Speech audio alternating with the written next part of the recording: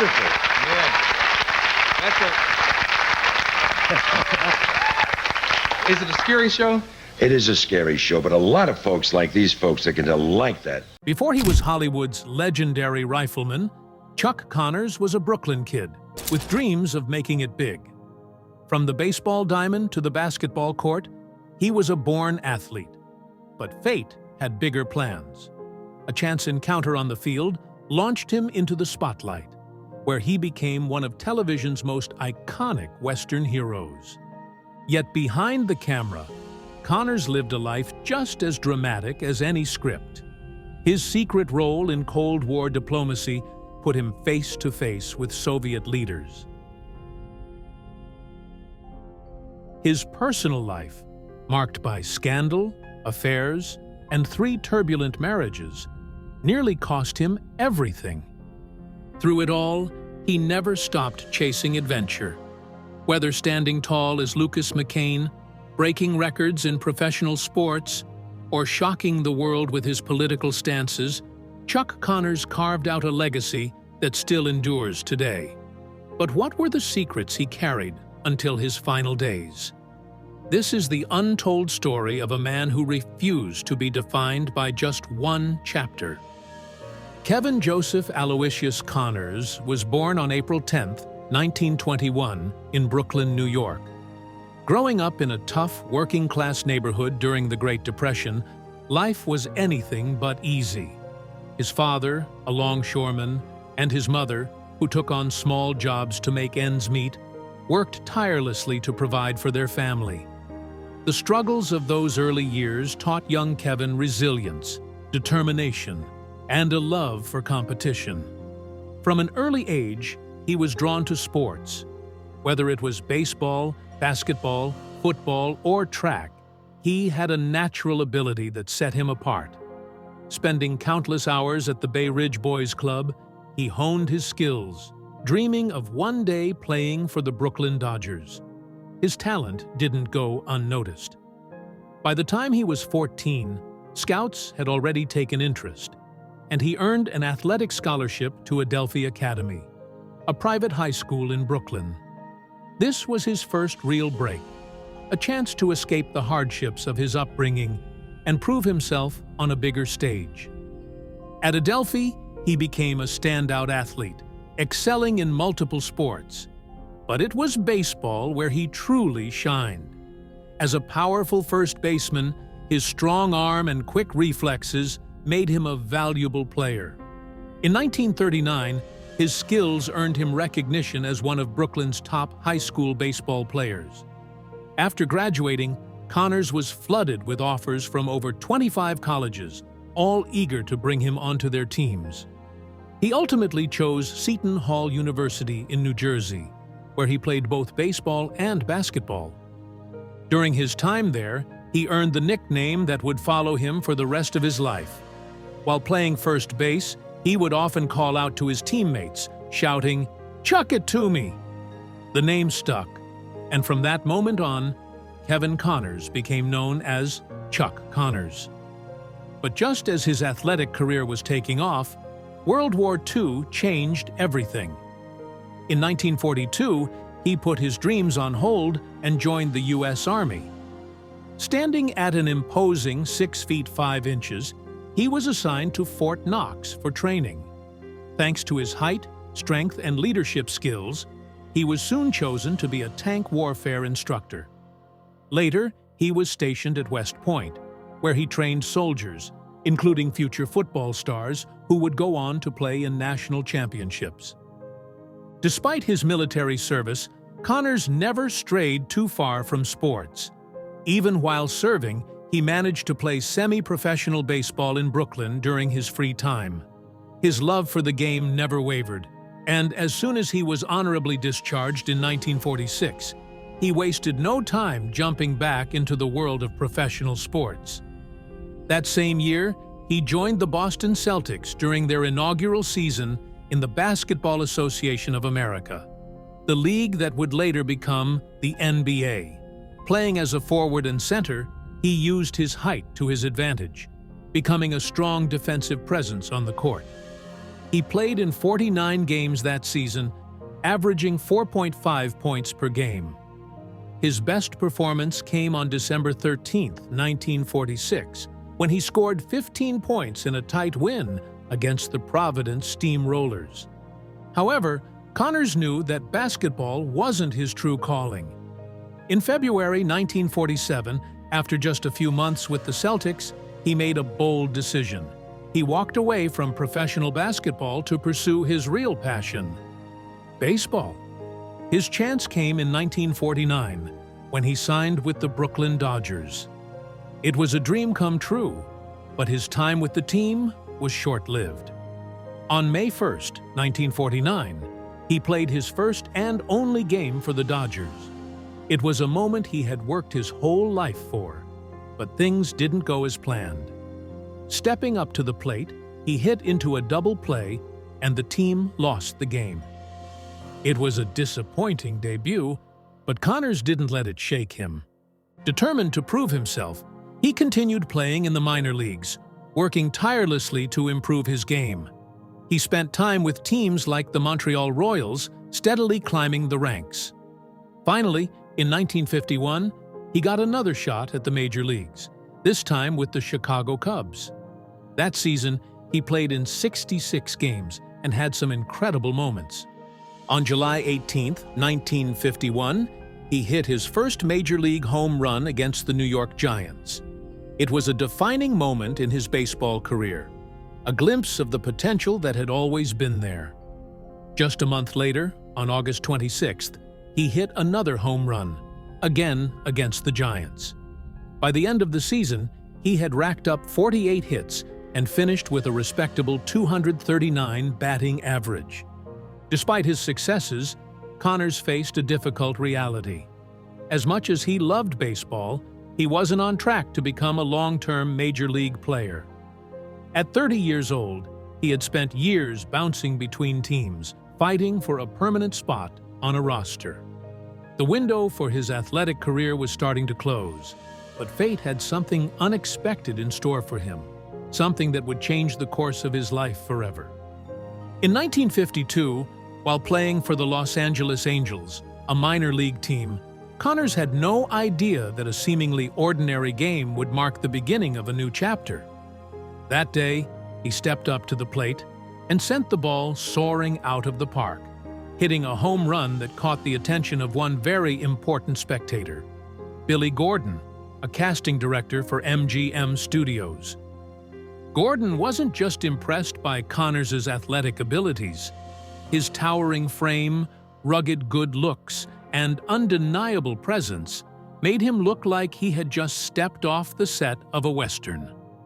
After the game, Gordon walked into the locker room, handed Connors his business card, and told him he should consider acting. At first, Connors laughed it off. He was a ball player, not an actor, but just weeks later, an injury gave him unexpected time to think. Curiosity got the best of him, and he decided to pay MGM a visit. The studio wasted no time. They gave him a screen test almost immediately. 3 days later, Chuck Connors signed his first Hollywood contract. The career he never saw coming was about to make him one of the most recognizable faces on television. The athlete was about to become an actor, and the rest, as they say, is history. In 1952, Chuck Connors was still chasing his dream of making it in baseball, playing for the Los Angeles Angels, a minor league team. But fate had other plans. During one particular game, Connors stepped up to bat and sent a towering home run over the fence. It wasn't just another highlight for his stats. It was the moment that changed his life forever. In the stands that day was Billy Gordon, a casting director from MGM Studios. He wasn't just watching the game, he was watching Connors. With his towering frame, chiseled features, and undeniable presence, Connors looked like he belonged on a movie screen. After the game, Gordon marched into the locker room, handed Connors his business card, and said, "Kid, you should be in pictures." At first, Connors brushed it off. He was an athlete, not an actor. But just weeks later, an injury gave him some unexpected time off, and curiosity got the best of him. He decided to visit MGM Studios just to see what it was all about. To his surprise, they offered him a screen test right then and there. He gave it his best shot, and just 3 days later, he was signing his first Hollywood contract. His first big break came in Pat and Mike, 1952, a romantic comedy starring Hollywood legends Spencer Tracy and Katharine Hepburn. It was a small role. He played a police captain, but it was enough to get his foot in the door. On set, Connors was nervous, but eager to prove himself. When the cameras rolled, he delivered his lines flawlessly in just 2 takes. Spencer Tracy himself pulled Connors aside after the scene and told him, "You've got something, kid. Stick with it." Those words meant everything, and from that moment on, Connors was all in on acting. Determined to make it in Hollywood, Connors took every opportunity that came his way. Between 1952 and 1958, he appeared in more than 20 films, steadily building his reputation. He played soldiers, cowboys, lawmen, and villains, each role helping him sharpen his skills and find his place in the industry. One of his most memorable early roles came in Trouble Along the Way, 1953, where he shared the screen with none other than John Wayne.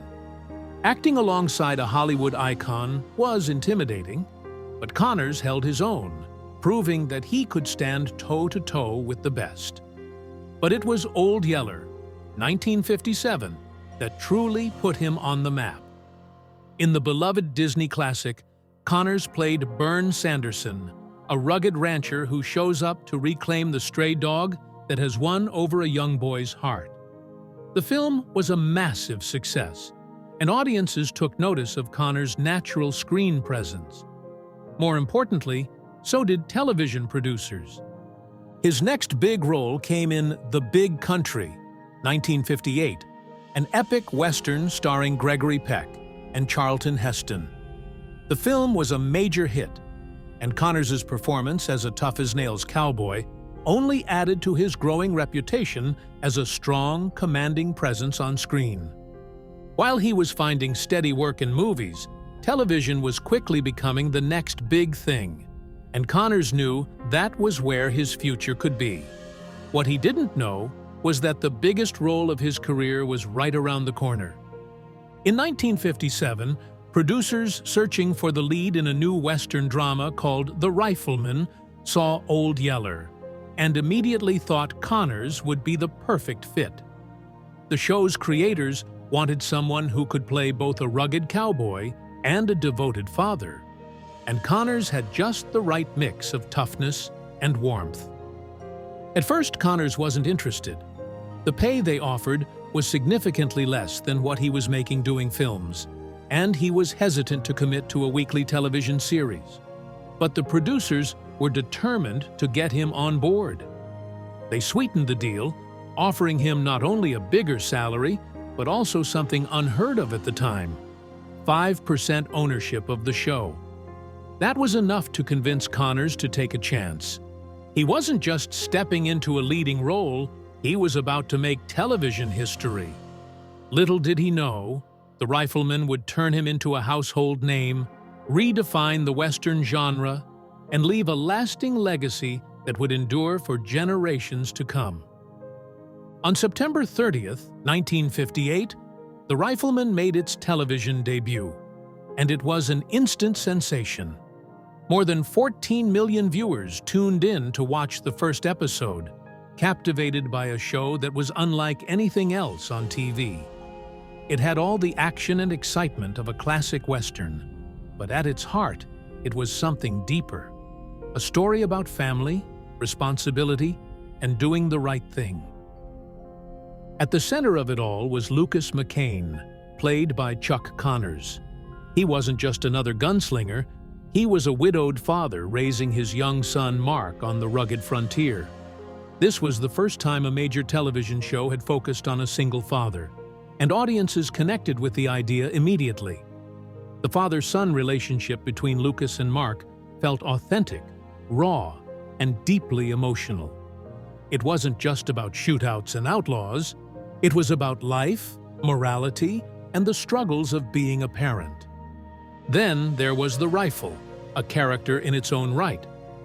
Unlike the traditional six-shooter carried by most TV cowboys, McCain wielded a custom-modified Winchester Model 1892.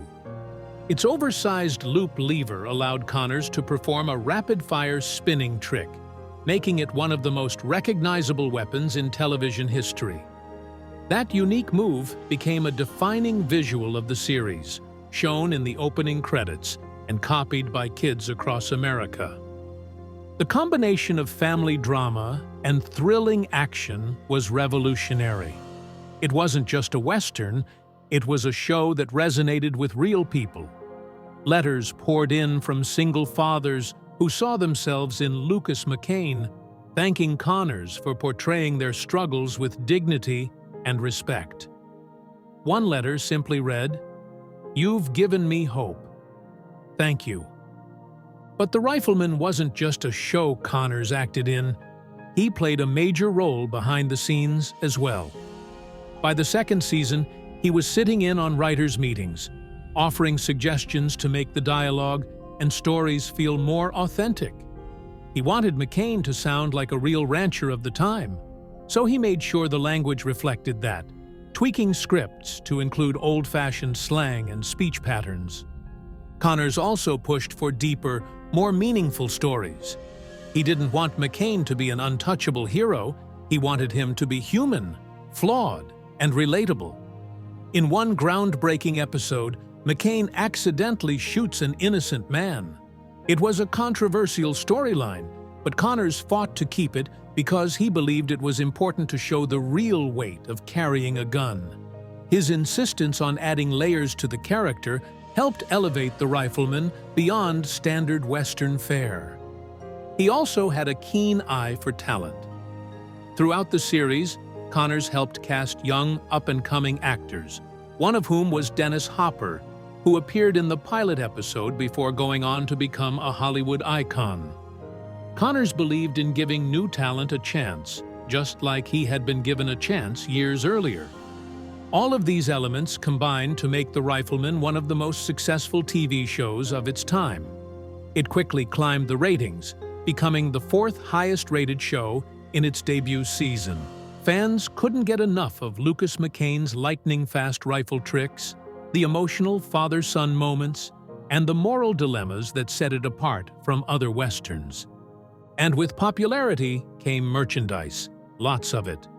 Within just 3 months of its premiere, The Rifleman had generated over $2 million in sales, with products ranging from toy rifles and lunchboxes to comic books and board games.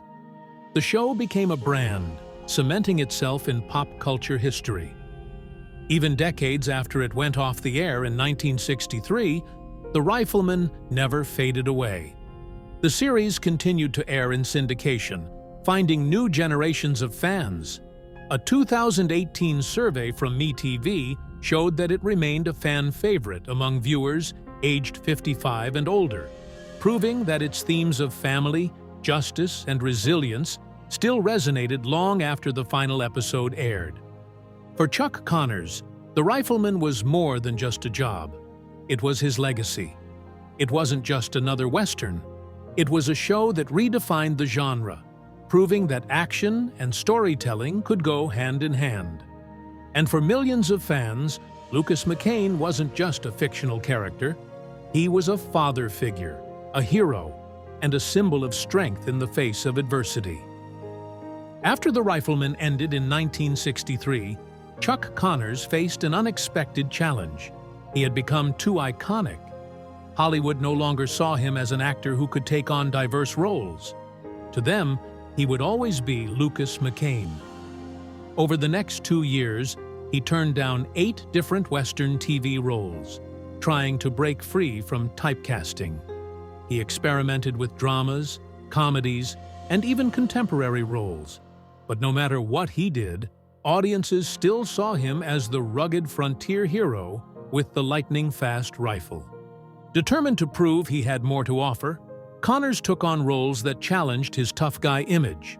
In Arrest and Trial, 1963-64, he played John Egan, a defense attorney who fought for justice in a courtroom rather than on the open range. This was a bold departure from his Western persona, and although the show was short-lived, it showcased a different side of Connors, one that could handle intelligent, dialogue-driven drama. Then came Branded, 1965-66, a Western, but with a twist. Connors played Jason McCord, a disgraced cavalry officer falsely accused of cowardice. Instead of the noble and respected McCain, this character was an outcast, forced to wander the frontier while trying to clear his name. It was one of his most complex roles, requiring a balance of toughness and vulnerability. Though the show only lasted 2 seasons, it allowed Connors to push his acting in new directions. In 1977, he took on a role that stunned audiences. In the groundbreaking miniseries Roots, he played Tom Moore, a ruthless slave owner, a role completely opposite of the heroic characters he had built his career on. His chilling portrayal of cruelty and arrogance shocked viewers, proving once and for all that Connors was more than just a cowboy. His performance was so powerful that it earned him an Emmy nomination, one of the highest honors in television. As he moved into the 1980s, Connors embraced a new challenge: horror and science fiction. He wasn't afraid to step into darker, stranger roles, far from the wholesome heroics of his past. In Tourist Trap, 1979, he played Mr. Slauson, a disturbing, soft-spoken museum owner with a deadly secret. Filled with eerie mannequins and supernatural horror, the film was overlooked at the time, but later became a cult classic. His performance as the unhinged villain was praised for its unsettling mix of charm and menace. He then starred in The Day Time Ended, 1980, a low-budget sci-fi film involving time warps and alien invaders. While the movie didn't achieve mainstream success, it showed that Connors was willing to take risks and embrace the growing world of genre films. In Werewolf, 1987-88, he played Janos Skorzeny, a sinister, centuries-old werewolf who served as the main antagonist of the show. This marked one of his darkest roles, as he embodied a truly ruthless and monstrous villain. His chilling performance was a far cry from the honorable Lucas McCain, proving that even late in his career, Connors could still surprise his audience. Despite exploring different genres, Connors never completely left The Rifleman behind. His most nostalgic moment came in 1991, when he made one final appearance as Lucas McCain in The Gambler Returns: The Luck of the Draw. The television movie starred country music legend Kenny Rogers and featured cameos from some of the most iconic Western TV characters of all time. Connors' 90-second cameo as McCain was brief but powerful. He stepped onto the screen in his familiar cowboy hat, holding the legendary Winchester rifle, as if no time had passed.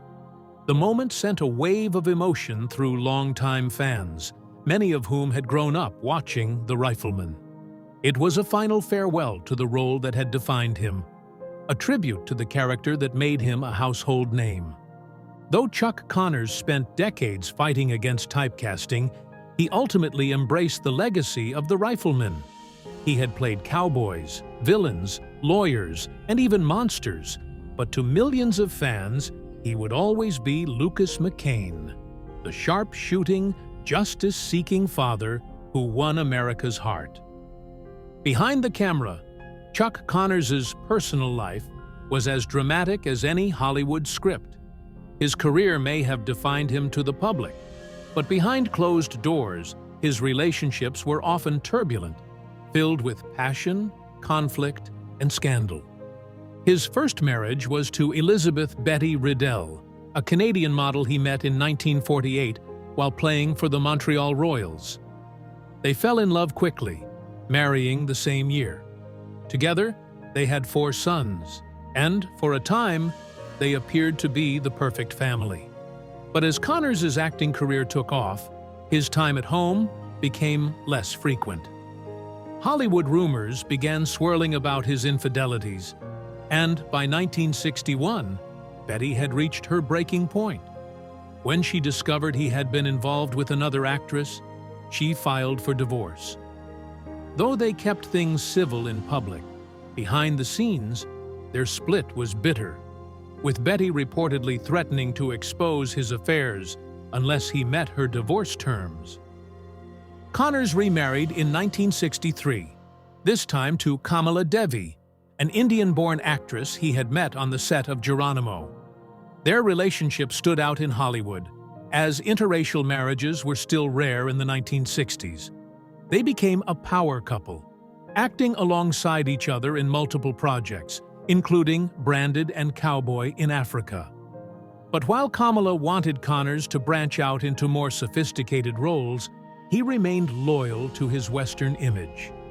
Their career differences began driving them apart, and after 9 years together, they divorced in 1972. Their final film together, The Proud and Damned, felt like a reflection of their own crumbling relationship. Then came Faith Quabias, an actress Connors met while filming Soylent Green in 1973. She was 33 years younger than him, but their chemistry was undeniable. They married in 1977, and for a brief period, it seemed Connors had finally found stability. However, within 3 years, their marriage unraveled. Faith later claimed Connors had been verbally and physically abusive, blaming his heavy drinking for his behavior. Though Connors denied the allegations, the scandal hurt his public image. By 1980, they divorced, marking the end of his marriages, but not the end of his romantic controversies. Rumors of affairs and secret relationships followed Connors throughout his life.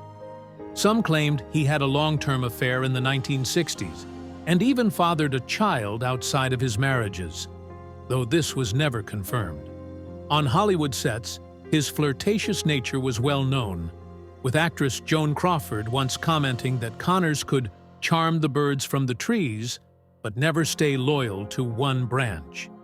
His reputation even cost him roles, as some actresses refused to work with him. But Connors wasn't just a Hollywood figure. He was also deeply involved in politics, and his outspoken views often put him at odds with the industry.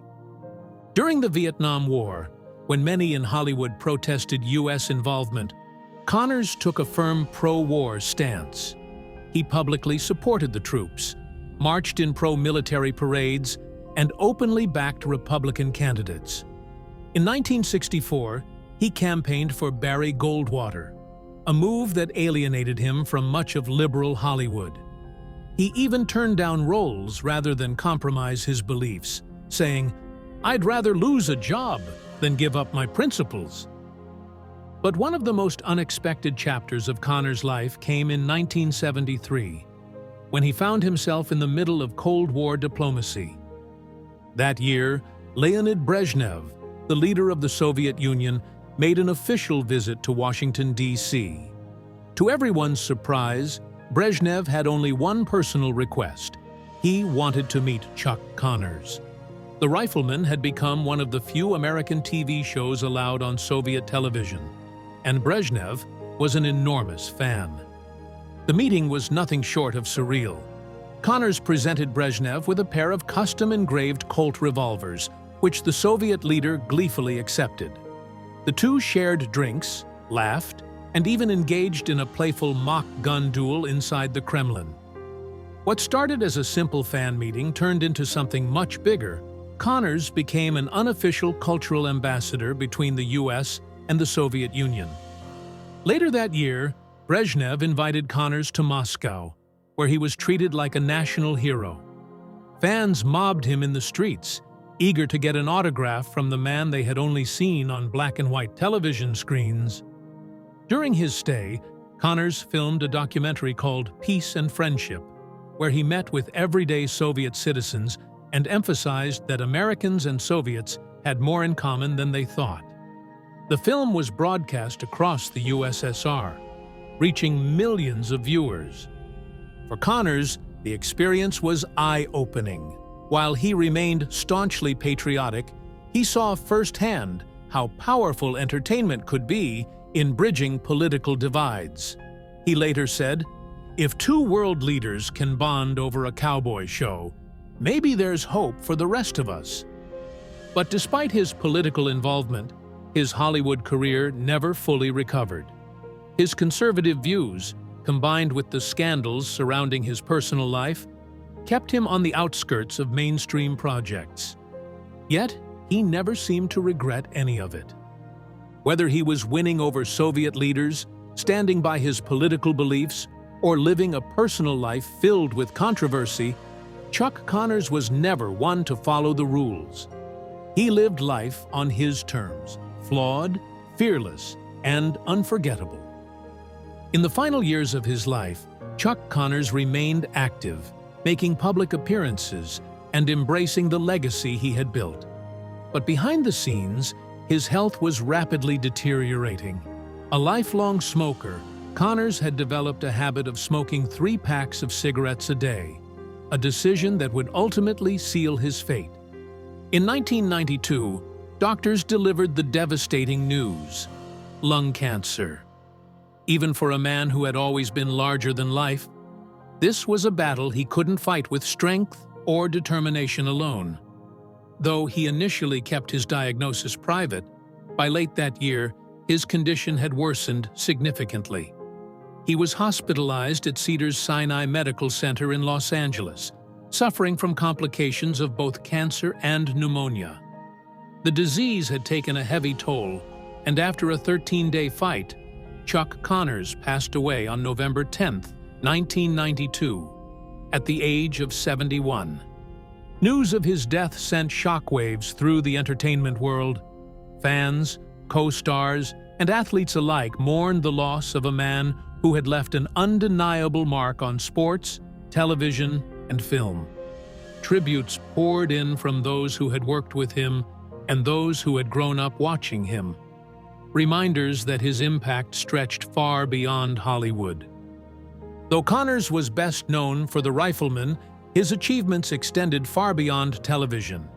He remains one of only 13 athletes in history to have played in both Major League Baseball, MLB, and the National Basketball Association, NBA. A rare accomplishment that speaks to his natural talent and competitive spirit. Even in his early sports career, he was making history. In 1946, while playing for the Boston Celtics, he became the first player ever to shatter a backboard during a game. Though it wasn't intentional, the moment became legendary, symbolizing the power and presence that would define him for the rest of his life. But his true legacy remains in the character of Lucas McCain, the sharp-shooting, justice-driven rancher who captured the hearts of millions. The Rifleman continues to air in reruns, still drawing loyal audiences decades after its original run. In a 2018 poll conducted by MeTV, it remained a favorite among viewers over 55, proving that its themes of family, honor, and resilience are truly timeless. Beyond the show's success, Connors changed the way television portrayed fatherhood.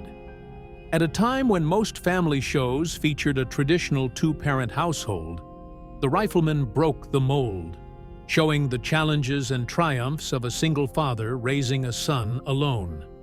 It was groundbreaking then, and it remains one of the most beloved father-son relationships in television history. In his final years, Connors reflected on the life he had led, the highs and lows, the triumphs and mistakes, the battles won and lost. When asked if he had any regrets, he famously responded, "I lived life on my own terms. Some didn't approve, but I have no regrets." That was Chuck Connors, a man who refused to be defined by a single role, a single career, or a single chapter of his life. Whether he was on the field, on the court, or on the screen, he gave it everything he had. And though he may be gone, his legacy endures, as strong and unshakable as the rifle in Lucas McCain's hands. Chuck Connors was more than just the rifleman. He was an athlete, an actor, a trailblazer, and a man who lived life on his own terms. From the baseball diamond to the basketball court, from Hollywood sets to international diplomacy, he left an impact that stretched far beyond television. His story is one of talent, determination, and resilience, a journey filled with triumphs, controversies, and unforgettable moments. Even today, his legacy continues to inspire new generations. Whether you remember him as Lucas McCain, a Cold War ambassador, or a sports pioneer, one thing is certain: Chuck Connors' mark on history will never fade. Now, we want to hear from you. What's your favorite Chuck Connors moment? Was it a scene from The Rifleman, a film role, or something else entirely? Leave a comment below and share your thoughts. And if you enjoyed this video, don't forget to like and subscribe for more untold Hollywood stories.